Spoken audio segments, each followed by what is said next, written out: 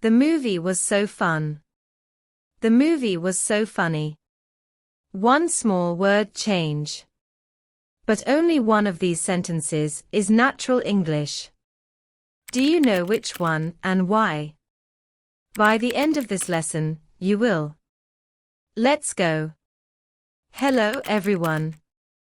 Welcome back to Plain Simple English. Today we're tackling something that trips up learners at every level, confusing word pairs. These are words that look similar, sound similar, or feel like they should mean the same thing, but they don't. And using the wrong one can completely change what you're trying to say. We'll go through 6 pairs today.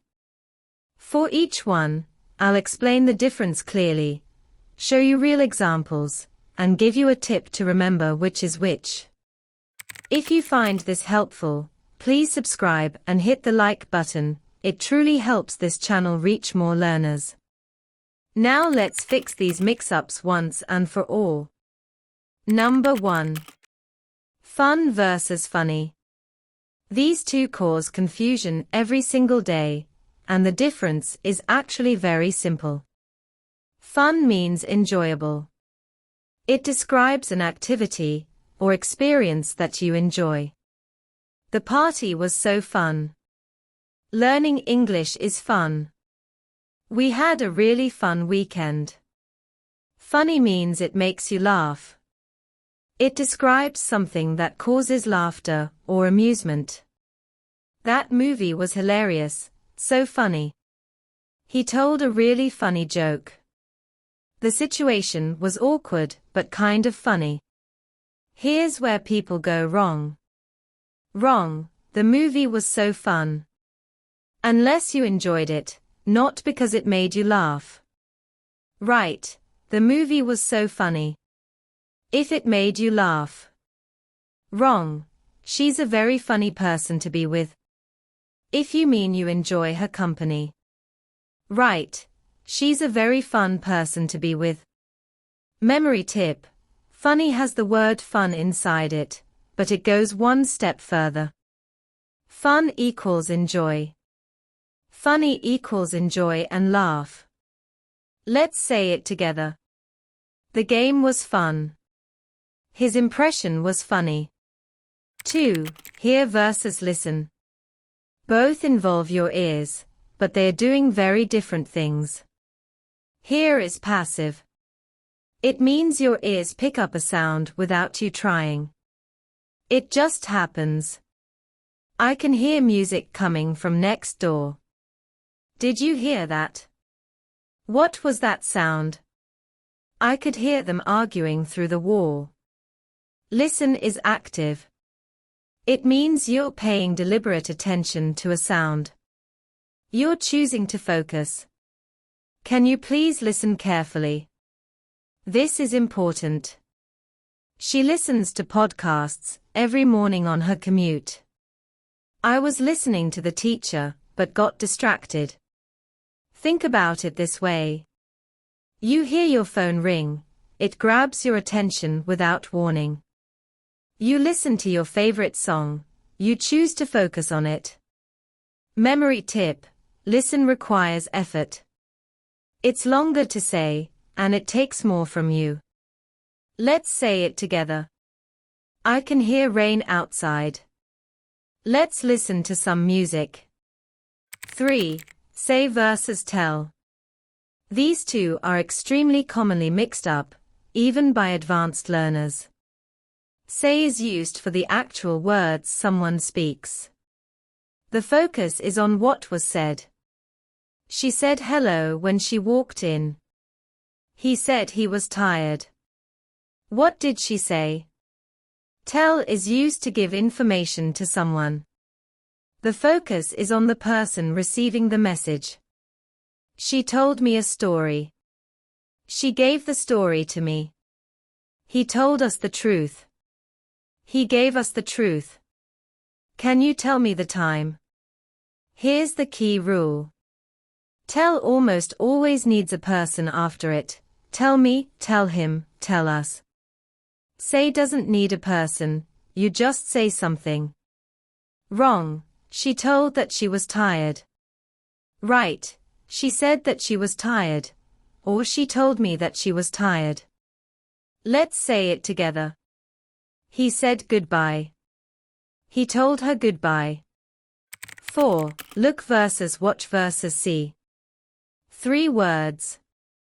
All about your eyes. All very different.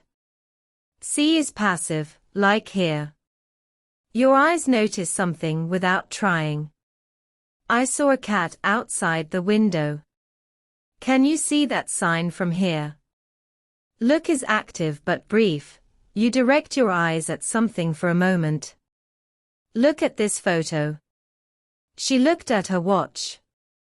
Look out, there's a car coming. Watch is active and continuous.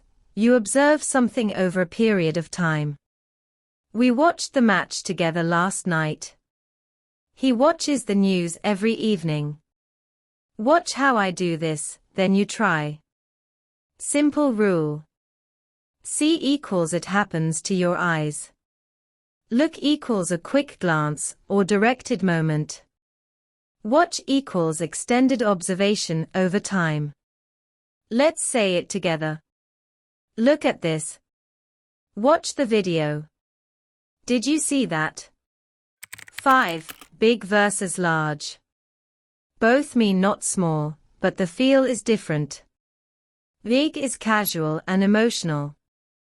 It's used in everyday conversation and often carries feeling. That's a big problem.